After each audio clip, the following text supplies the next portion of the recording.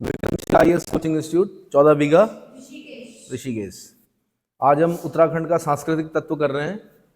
आने वाले समय में उत्तराखंड पीसीएस, लोक सेवा आयोग द्वारा कराए गए समूह ग के पेपर या यूके SSSC द्वारा जो समूह ग के पेपर कराए जाते हैं उन सभी के लिए क्या है, उत्तराखंड इम्पॉर्टेंट है। ठीक है, तो चित्रकला के बारे में पढ़ रहे हैं पहले। तो उत्तराखंड में चित्रकला के जो सबसे प्राचीनतम नमूने हैं वो शैल चित्र के रूप में प्राप्त होते हैं। भाई किस रूप में? शैल चित्र के रूप में प्राप्त होते हैं। और ये शैल चित्र कहाँ कहाँ से मिले हैं? जैसे शैल चित्र जो है वो लाखू उडियार है। उडियार बोलते हैं गुफा को। किसको बोलते हैं? उडियार मतलब गुफा। ठीक है, लाखू उडियार हो गया, गोरखिया उडियार हो गया, किमनी शैलाश्रय हो गया। शैलाश्रय मतलब शैल के नीचे जो आश्रय, शैलाश्रय। किमनी शैलाश्रय हो गया, लुएथाप हो गया, हुडली, पेटसाला, फलसीमा आदि गुफाओं में है ना। तो क्या करना आपने, बहुत डीप पढ़ना, बार बार रिवाइज करना उसको, और तब तक रिवाइज करना जब तक कि कंठ में नहीं आ जाता हो। ठीक है, तो सबसे पहले हम क्या पढ़ रहे हैं, लाखू उडियार के बारे में पढ़ रहे हैं। तो अल्मोड़ा के लाखू उडियार के शैल चित्र में मानव को अकेले या समूह में नृत्य करते हुए चित्रित किया गया है। मानव को अकेले या समूह में नृत्य करते हुए चित्रित किया गया है। ठीक है, तो कहाँ कहाँ पे ध्यान देना है? सबसे पहले तो ये ध्यान देना है कि लाखू उडियार है कहाँ। तो आपने बोलना है अल्मोड़ा। अल्मोड़ा में भी वैसे कहाँ है? बाड़ेछीना, बाड़ेछीना अल्मोड़ा। ठीक है, तो लाखू उडियार, अल्मोड़ा, शैल चित्र में मानव को, फिर क्या ध्यान देना है आपने, मानव को अकेले या समूह में नृत्य करते हुए चित्रित किया गया है। इसके अलावा विभिन्न पशुओं को भी चित्रित किया गया है। इन चित्रों को रंगों से सजाया गया है। तो अब आप सोचो, हम लोग सोचते हैं कि हम ही लोग हैं, यानी बहुत प्राचीन काल से क्या है, उत्तराखंड में मानव निवास कर रहा है। ठीक है, और कंदराओं को उन्होंने अपना निवास बनाया, वहाँ पे सुंदर सुंदर चित्र बनाए। ठीक है, तो लाखू उडियार अल्मोड़ा। दूसरा हो गया गोरखिया उडियार। कौन सा? गोरखिया उडियार। तो चमोली में सबसे पहले क्या याद करना आपने, चमोली। तो चमोली के गोरखिया उडियार में अनेक पशुओं का चित्रण किया गया है जो कि लाखू के चित्र से अधिक चटकदार है। लाखू के चित्र से क्या है? अधिक चटकदार है। इतना समझ में आ गया? ठीक है। तीसरा है किमनी शैलाश्रय। क्या है? किमनी शैलाश्रय। किमनी शैलाश्रय भी कहाँ पड़ता है आपका? चमोली में पड़ता है। कहाँ पड़ता है? चमोली में। ठीक, तो किमनी शैलाश्रय के चित्र हथियार एवं पशुओं के हैं। किसके? हथियार एवं, अब इन पे ध्यान देना आपने खास, हथियार एवं पशुओं के हैं जिन्हें फिर सफेद रंग से रंगा गया है।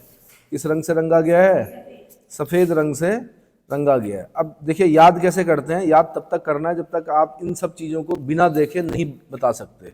जब आप इनको बिना देखे बता सको, जैसे मैंने आपसे पूछा कि उत्तराखंड की चित्रकला के बारे में बताइए, तो आपने क्या करना है, इन सबको एक काम करना कि अल्मोड़ा वाले अलग, चमोली वाले अलग, उत्तरकाशी वाले अलग, ऐसे करके क्या कर देना है आपने, अलग अलग कर देना। ठीक है, तो क्या कहाँ पे काम आएगा आपके? अभी कुछ बच्चे क्या करते हैं, अपने आप को अंडर एस्टिमेट करते हैं। आने वाले समय में हो सकता है आपका पीसीएस निकल जाए प्री, तब क्या करोगे? तो तब ऐसा होता है कि मेंस में भी लिखना होता है। भाई क्या करना होता है? तो अगर आप बिना देखे बोल पा रहे हो तो आप मेंस लिख पाओगे। अच्छा, इतना समझ में आ गया? ठीक, तो थोड़ा थोड़ा मैं और बता दूं। जैसे अभी तक हमने 3-4 पढ़े। एक हमने क्या पढ़ा? लाखू उडियार पढ़ा, एक हमने गोरखिया उडियार पढ़ा, एक हमने किमनी शैलाश्रय पढ़ा, एक हमने अभी लुएथाप पढ़ना है। पर पहले मैं थोड़ा और कुछ पॉइंट बता दूं कि लाखू उडियार को अगर और क्वेश्चन बनेंगे तो ये बन सकता है कि कब खोजा गया। तो 1968 में खोजा गया। कब खोजा गया लाखू उडियार? अगर देखो जहां जहां पर मैं बोल रहा हूँ कि मैं यहाँ से प्रश्न बनाता, तो समझ लीजिए वो ग्रुप यूके SSSC या लोक सेवा आयोग वहां से क्वेश्चन बना सकता है। ठीक है, सबसे पहले हमने याद किया लाखू उडियार अल्मोड़ा में है। फिर मैंने कहा दूसरा क्वेश्चन मैं पूछ सकता हूँ कि लाखू उडियार को कब खोजा गया? तो 1968 में खोजा गया। ठीक है, अल्मोड़ा में कहाँ है? बाड़ेछीना में है। बाड़ेछीना में कहाँ है? सुयाल नदी के तट पर है। किस नदी के तट पर है?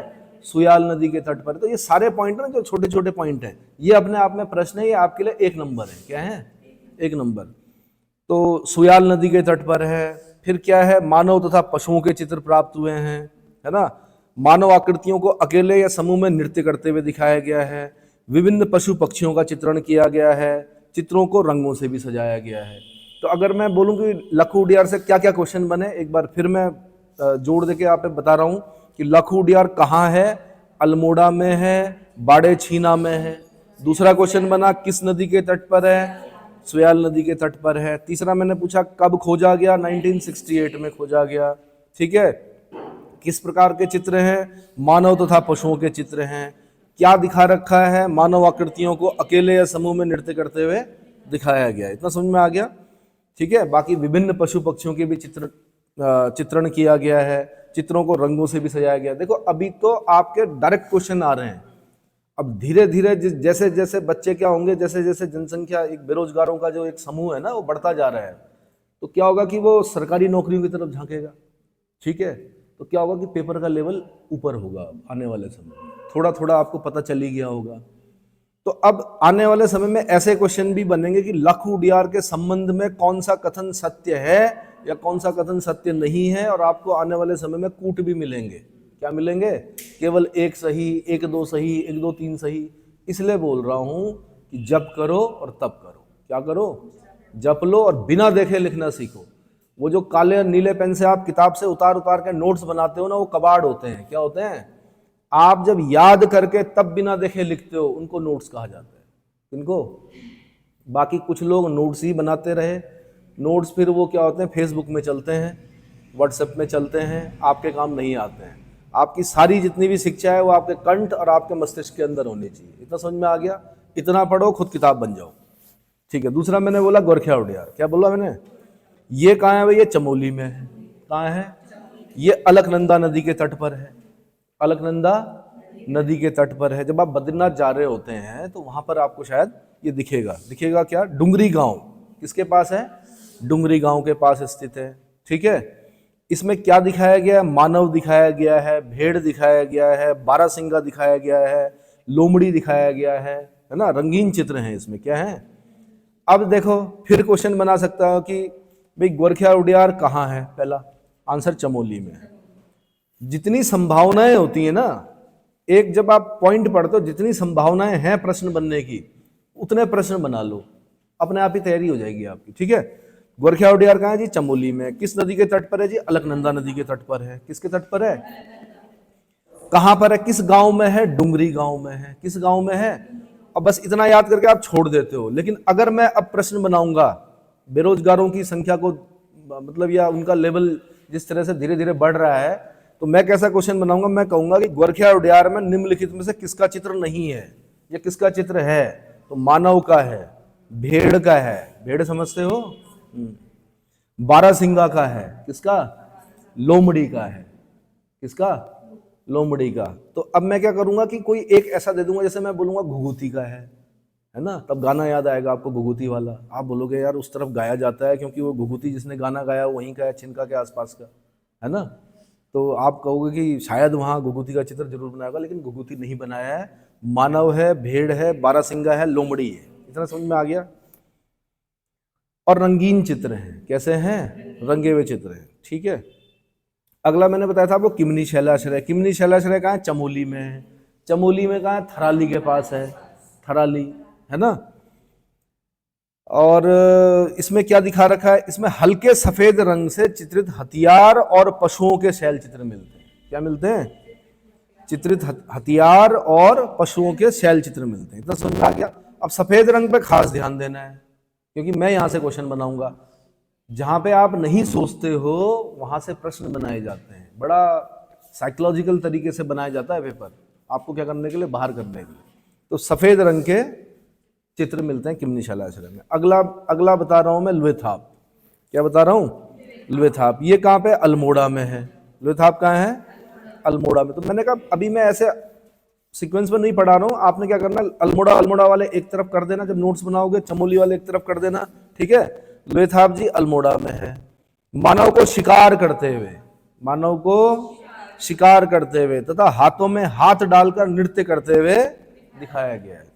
तो हाथों में हाथ डालकर नृत्य करते हुए, इस लाइन को हम बड़े हल्के में लेंगे, और मानव को शिकार करते हुए। ठीक है, लेकिन यहां से वो कौन सा कथन सत्य नहीं है, कौन सा कथन सत्य है, इतना समझ में आ गया। इस तरह से बनाएगा आने वाले समय में।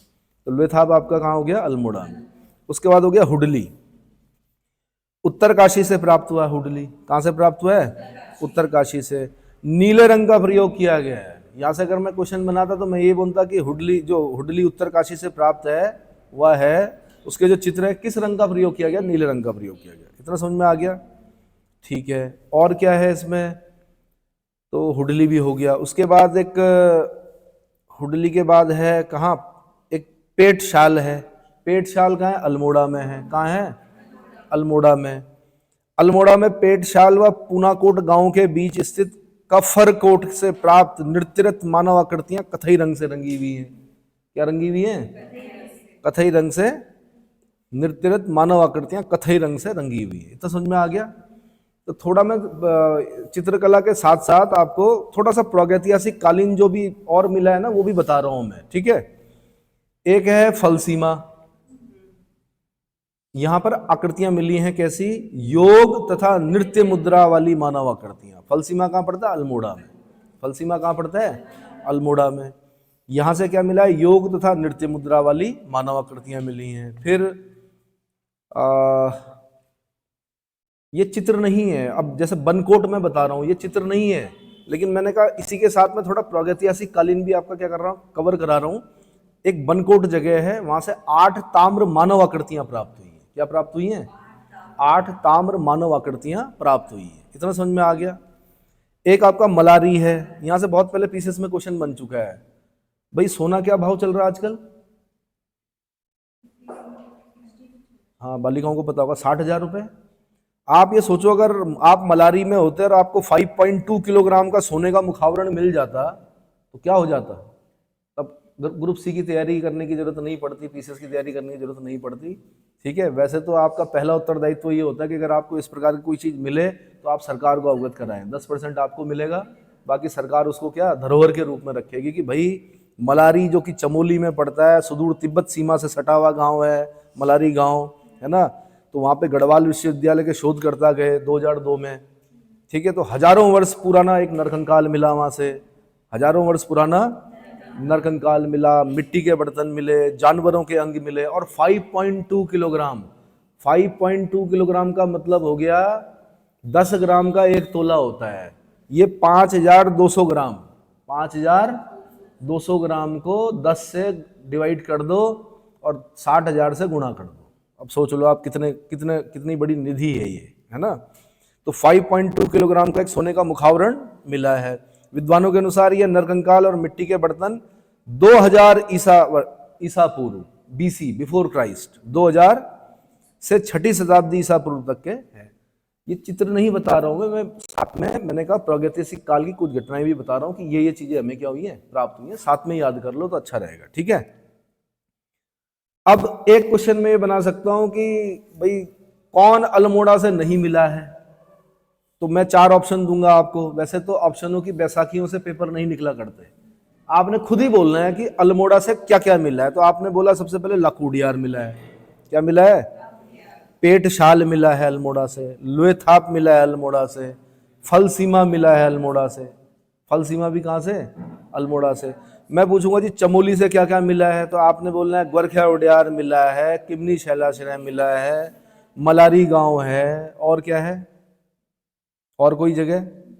हाँ। फिर मैंने पूछा आपसे पिथौरागढ़ से क्या मिला है, तो पिथौरागढ़ से बनकोट, जहां से 8 तांबे की मानव आकृतियां मिली हैं। क्या मिली हैं? समझ में आ रहा है? अरे भाई समझ में आ रहा है? ठीक है। एक रामगंगा घाटी से भी पाषाणकालीन शवागार और कप मार्क्स मिले हैं। क्या मिले हैं? कप मार्क्स मिले हैं। कप मार्क्स को मोबाइल पे जाइए और उसमें देखिए कप मार्क्स होते कैसे हैं। पत्थरों पर छोटे छोटे क्या होते हैं? गड्ढे होते हैं, ठीक है। हम लोग अखरोट फोड़ते थे उन गड्ढों में, छोटे जो होते थे गड्ढे उनमें क्या फोड़ते थे? अखरोट। अब ये क्यों बनाए गए हैं इसके लिए डिटेल हम बाद में करेंगे, ठीक है। तो चित्रकला में समझ में आ गया। अब थोड़ा मध्य आधुनिक काल की चित्रकला में आ रहा हूं मैं। किस में आ रहा हूं? चित्रकला के साथ साथ मैंने थोड़ा सा एडिशनल इंफॉर्मेशन भी आपको बता दी। अब मध्य आधुनिक काल में 16वीं सदी से लेकर 19वीं सदी तक राज्य में चित्रकला की गढ़वाल शैली प्रचलित थी। कैसी शैली प्रचलित थी? गढ़वाल शैली प्रचलित थी।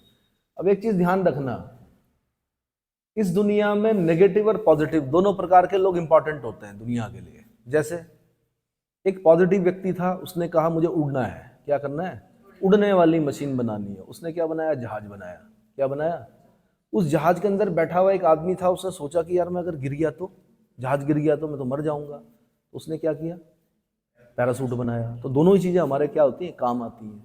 तो ऐसे ही औरंगजेब आलमगीर, जो कि सबसे कुख्यात मुगल शासक है, जिसको कि बोला था बहुत कट्टर था, उसने क्या किया? संगीत कला वगैरह सब क्या कर दिया।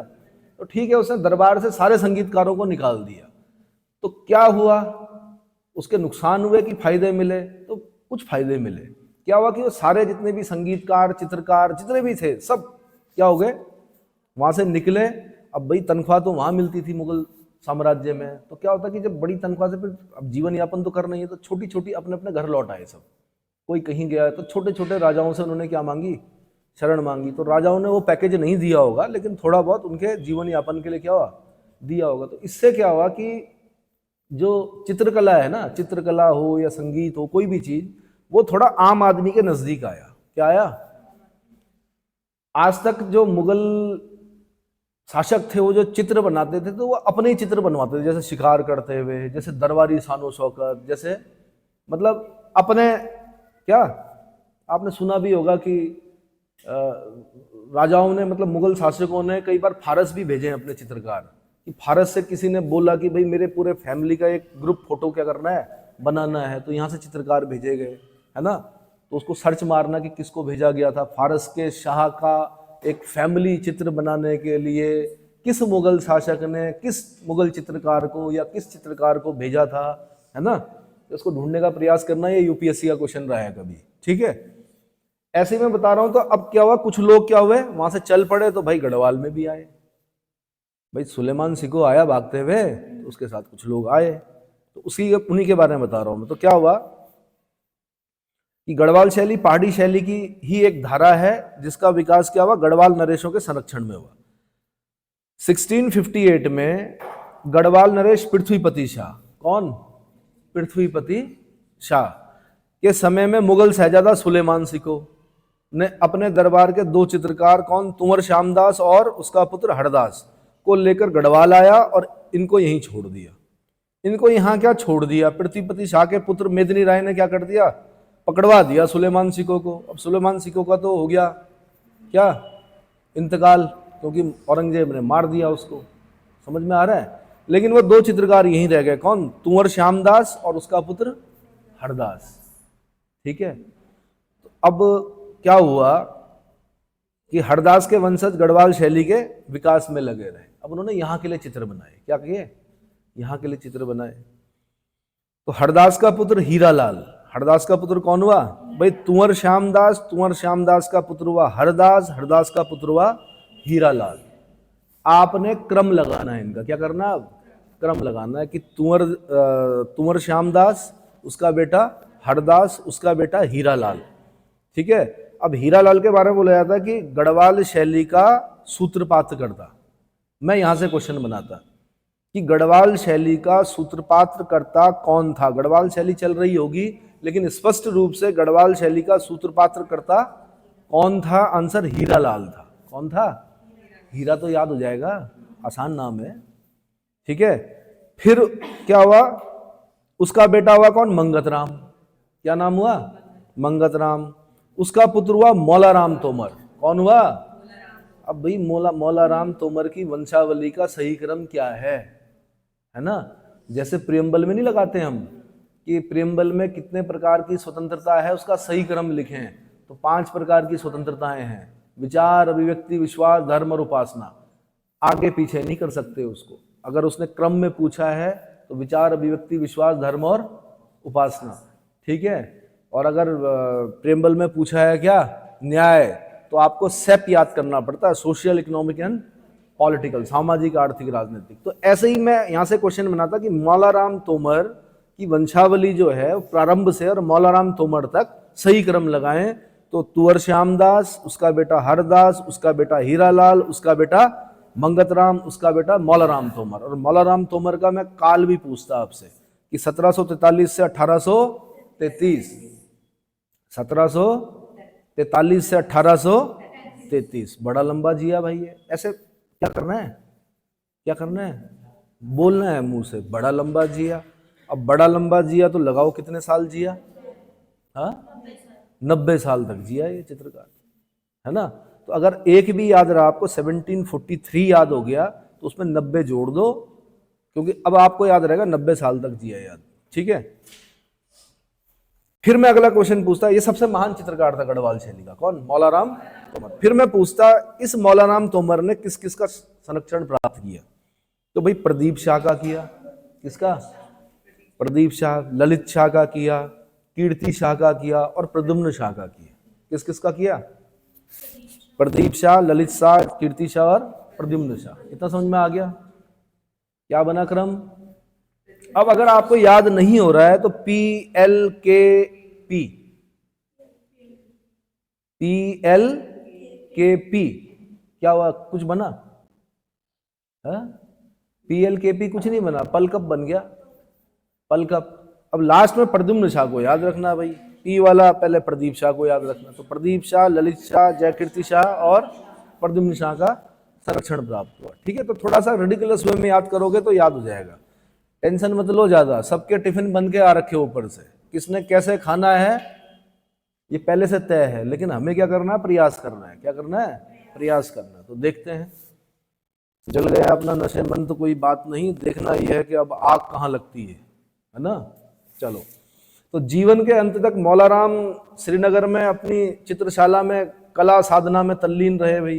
कुंवर प्रीतम शाह मौलाराम से चित्रकला सीखने टिहरी से श्रीनगर जाते थे। कौन, अब भाई प्रीतम शाह के भी गुरुजी थे ये। कौन प्रीतम शाह, कौन प्रीतम शाह, वही प्रीतम शाह शायद जिन्हें नेपाली लोग पकड़कर काठमांडू ले गए थे जब खुड़बुड़ा के युद्ध में। कौन, प्रद्युम्न शाह शहीद हो गए, है ना। तो क्या हुआ कि उनके एक बेटे ये किसको, प्रीतम शाह को पकड़कर ले गए नेपाल के लोग, कहाँ, काठमांडू। दूसरे यहीं रह गए, सुदर्शन शाह। याद आया कुछ, करोगे याद तो हर बात याद आएगी। तो ठीक है जी, वही कुंवर प्रीतम शाह। तो ये कहां से कहां जाते थे भाई, टिहरी से श्रीनगर जाते थे, ठीक है। मौलाराम के बाद गढ़वाल शैली की अवनति होने लगी, उनके वंशज। फिर वंशजों का क्रम पूछूंगा मैं आपसे, हालांकि बहुत इंपॉर्टेंट नहीं है पर फिर भी, क्योंकि बाहर करना है आपको। अरे मैंने नहीं करना, मैं तो शिक्षक हूं, मैं तो चाहता हूं आप सब लोग क्या हो, सिलेक्ट हो, लेकिन आयोग जो है वो आपको रिजेक्ट करने के लिए क्या करेगा, पेपर बनाएगा। तो देखते हैं। तो ज्वालाराम भाई, कौन, ज्वालाराम, शिवराम, अजबराम, आत्माराम, तेजराम। कैसे याद करना है, ज्वालाराम, शिवराम, अजबराम, आत्माराम, तेजराम। याद हो गया, याद हो गया। नहीं होता है ना, अच्छी चीजें जो काम की चीजें वो जल्दी याद नहीं होती हैं, वो द्व्यर्थी गाने जल्दी याद हो जाते हैं। क्या होते हैं, अगर कोई अजीब सा गाना आ गया मार्केट में तो तुरंत याद हो जाएगा। क्या हो जाएगा, आजकल हो ही रहा होगा, कई गाने होंगे जो याद हो गए होंगे, एक ही बार में याद हो जाते हैं। अब क्योंकि इससे एक नंबर मिलना है ना, तो नहीं होगा, तो इसलिए मस्तिष्क को आदेश दीजिए, ज्वालाराम, शिवराम, अजबराम, आत्माराम, तेजराम, और कहानी बना लीजिए भाई, ज्वाला ना कुछ रिडिकुलस वे में बनाइए कहानी, तब याद हो जाएगा आपको, ठीक है। इसकी भी मैं आपको शैली बताऊंगा थोड़ी देर में। चलिए, मौलाराम अपने नायिकाओं और पौराणिक विषयों पर बनाए गए चित्रों पर अपने नाम भी लिखते थे। क्या करते थे, लिखते थे नाम। मौलाराम द्वारा बनाए गए कुछ चित्र हैं भाई, चंद्रमुखी, अब ये इंपॉर्टेंट है, चंद्रमुखी, मयंकमुखी, उत्कंठिता, उत्कंठिता, क्या, उत्कंठिता नायिका, उत्कंठिता नायिका, जयदेव वजीर, जयदेव वजीर, दंपत्ति, और दंपत्ति में कौन थे, प्रद्युम्न शाह और रानी का चित्र। और रानी कौन थी, हाँ जी, प्रद्युम्न शाह की पत्नी कौन थी, रानी कौन थी। पूछो मत, बताओ, पूछना नहीं है, साइन ऑफ इंटरोगेशन नहीं होना चाहिए आपके आंसर के आगे, ठीक है। राधा कृष्ण मिलन, राधा कृष्ण मिलन, अगला क्या है, राधा कृष्ण मिलन। विप्रलब्धा नायिका, विप्रलब्धा नायिका, विप्रलब्धा, सितार प्रिया, सितार प्रिया, हिंडोला, क्या, हिंडोला, मस्तानी, मस्तानी, वाशक शटिया, वाशक शटिया नायिका। इतना समझ में आया? किताबों में नहीं है, लेकिन हम लोग तो सन 2000 से जो आपकी पहले आती थी, कौन सी किताब, कौन सी आती थी भाई सीनियर, पहले कौन सी किताब आती थी उत्तराखंड की? अरे मेंस के लिए पढ़ते हो आप, विंसर, पहले विंसर आती थी, तो विंसर में बहुत कुछ लिखा होता था, फिर विंसर की जगह दूसरी किताब उन्होंने ली, फिर तीसरी किताब ने ली, तो किताबें चेंज होती रही। तो हम लोग तो 2000 से पढ़ रहे हैं, तो जब हम शुरू में पढ़ते थे, तो मैं कुछ पॉइंट और बता देता हूँ आपको। बाघ और घुरड़, ये भी मौलाराम तोमर का एक चित्र है। क्या है? बाघ और घुरड़। घुरड़ बोलते हैं पहाड़ी बकरी को। किसको बोलते हैं?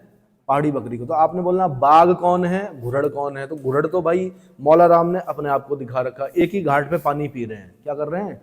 एक ही घाट पे। मतलब उन्होंने बताया हमारा राजा इतना अच्छा है कि बाघ और घुरड़ दोनों एक ही घाट पर क्या कर रहे हैं? पानी पी रहे हैं। तो आपने बताया ना बाघ कौन, तो बाघ राजा है। कौन है? एक क्वेश्चन और बनता है कि मौलाराम का कौन सा चित्र उत्तराखंड का प्रतिनिधि चित्र है, प्रतिनिधित्व करता है? अगर हमें अपने उत्तराखंड की यानी गढ़वाल शैली का कोई चित्र दिखाना होगा, तो हम कौन सा चित्र दिखाएंगे भाई? कालिया दमन दिखाएंगे हम। क्या दिखाएंगे? कालिया दमन दिखाएंगे। समझ में आया? ठीक है, तो एक बार क्या करें, नेट पे जाएं, इंटरनेट पे जाएं, कालिया दमन का चित्र जो है उसको देखने की कोशिश करें, जो मौलाराम तोमर ने बना रखी है, तो हमेशा के लिए याद हो जाएगा आपको। कालिया दमन तो समझते हैं ना, कालिया नाग, वो है ना, बॉल गिर गई थी, गोलगट्टम सदा मध्यम तड़ातड़म प्रतियोगितम खेल रहे थे भगवान, है ना, क्रिकेट का नाम है, क्रिकेट को बोलते हैं गोलगट्टम सदा मध्यम तड़ातड़म प्रतियोगितम। ठीक है, चलो क्रिकेट नहीं था वो, लेकिन बॉल से खेल रहे थे, बॉल यमुना में गिरी, वहां कालिया नाग था। ठीक है, तो कालिया का दमन किया किसने? कृष्ण ने। सांकेतिक भाषा में बता रखा है, यमुना आज भी क्या है, आज भी यमुना में क्या है, नाग तो नहीं है, नाग से खतरनाक जहर है। दिल्ली अगर आप जाएंगे तो यमुना बहती नहीं है, खिसकती है वहां, तो उस जहर को खत्म करना पड़ेगा। पोल्यूशन क्या है, उस पोल्यूशन को, उस जहर को क्या करना पड़ेगा? खत्म करना पड़ेगा। चलो जी, उतना आगे नहीं जाता हूं मैं। तो तब तक देख लिया आपने, बाघ और घुरड़ में बाघ कौन है बताइए? राजा कौन? राजा का नाम बताना है भाई। राजा इन्हीं में से होंगे ना, प्रदीप शाह, ललित शाह, जयकीर्ति शाह या प्रद्युम्न शाह, इनमें से कौन से राजा हैं? पूछो मत, ढूंढ के बताओ। ठीक है, आगे। तो भाई जो जो क्वेश्चन मैंने देखे आज तक, इतने 23 साल हो गए, कितने हो गए उत्तराखंड को बने हुए, है ना? सन 2000 में बना था उत्तराखंड, तो 2023-24 शुरू हो गया है। आप सभी लोगों को नव वर्ष बहुत बहुत मंगलमय हो।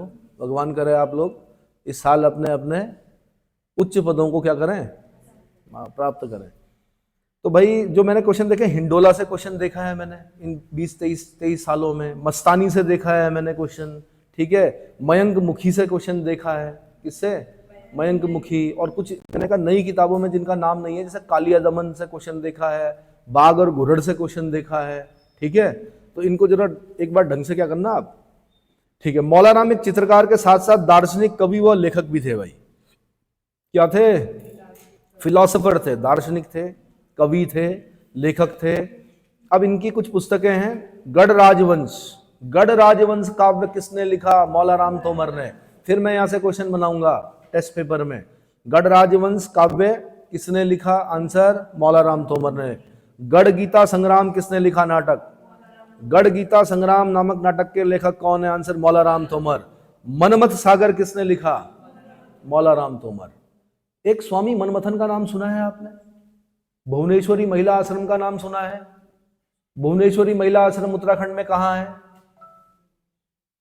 स्वामी मनमथन जिनकी हत्या हो गई थी, स्वामी मनमथन जिन्होंने आपके डिग्री कॉलेज के लिए, मतलब विश्वविद्यालय के लिए भी थोड़ी बहुत लड़ाई लड़ी। स्वामी मनमथन दक्षिण भारतीय थे, बाद में इनकी हत्या हो गई थी। यहां से क्वेश्चन बना हुआ है, भुवनेश्वरी महिला आश्रम कहां है? अरे भाई आप टिहरी डिस्ट्रिक्ट में रह रहे हो, यही है भाई, ऊपर अंजनी सैण में है। कहां है? सीनियर सीनियर होते हैं, पुराने चावल ही होते हैं भाई। अंजनी सैण में कहां है? अंजनी सैण। ये क्वेश्चन बना हुआ है, भुवनेश्वरी महिला आश्रम। ठीक है, अगला, मौला राम के चित्रों को दुनिया के सामने सर्वप्रथम कौन लेके आए? बैरिस्टर मुकंदी लाल लेके आए। कौन लेके आए? गढ़वाल पेंटिंग्स, पता है ना? हाँ, तो अब बैरिस्टर मुकंदी लाल की खाड़ी गढ़वाल पेंटिंग्स में ही मत अटक जाना, और भी हैं उनकी कृतियां, वो सब याद करनी है आपने। क्या करनी है? तो भाई मौला राम तोमर ने क्या क्या लिखा? गढ़राजवंश काव्य लिखा। अगर मैं क्वेश्चन बनाऊंगा तो मैं ऐसे दूंगा आपको कि मौला राम तोमर ने किस काव्य का क्या किया? रचना की। तो मैं ऑप्शन में आपको गढ़ राजवंश भी दूंगा, गढ़ गीता संग्राम भी दूंगा, मनमत सागर भी दूंगा। काव्य कौन सा है इनमें से?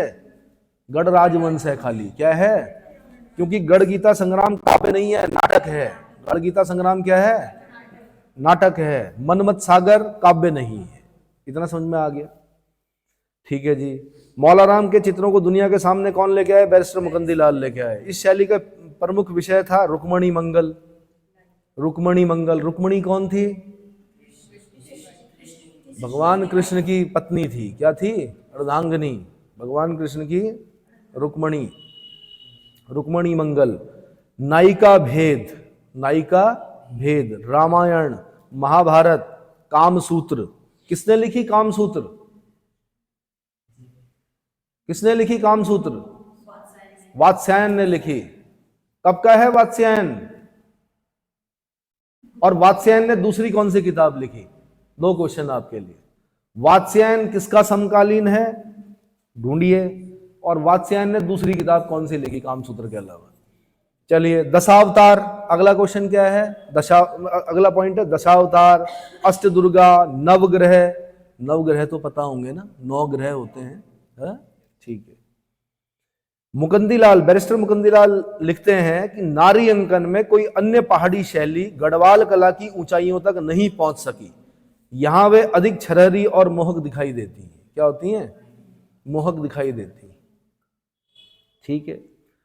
विनाशकारी भूकंप 1803 में श्रीनगर स्थित गढ़वाल शैली के चित्रों का खजाना काफी मात्रा में नष्ट हो गया था। फिर भी कुछ चित्र संग्रहालयों में सुरक्षित हैं। एक Maularam art gallery. Maularam art gallery कहाँ है? आंसर श्रीनगर में है। कहाँ पर है? मौलाराम आर्ट गैलरी कहाँ है? श्रीनगर में है। तो कुछ लोग यहाँ पे श्रीनगर से पढ़ के आ रखे हैं भाई, कैंपस से। देखी है आपने? है?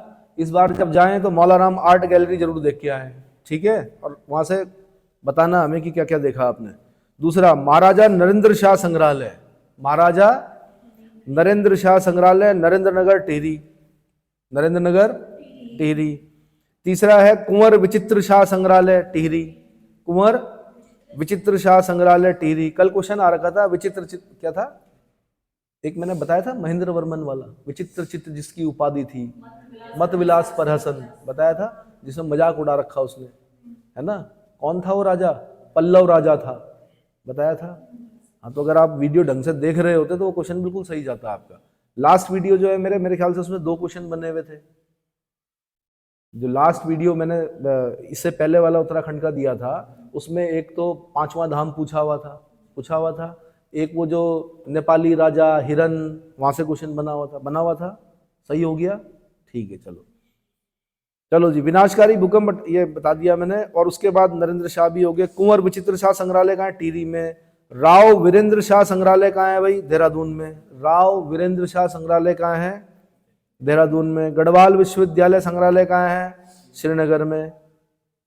बैरिस्टर मुकंदीलाल के संग्रह से बना रखा है इन्होंने। ठीक है। गिरजा किशोर जोशी संग्रहालय कहाँ है? अल्मोड़ा में है। गिरजा किशोर जोशी संग्रहालय कहाँ है? अल्मोड़ा में। भारत कला भवन कहाँ है? वाराणसी में है। सीताराम शाह संग्रहालय कहाँ है? वाराणसी में है। राज्य संग्रहालय कहाँ है? लखनऊ में है, उत्तर प्रदेश का। राष्ट्रीय संग्रहालय कहाँ है? दिल्ली में। नेशनल म्यूजियम बोलते हैं इसको। कहाँ?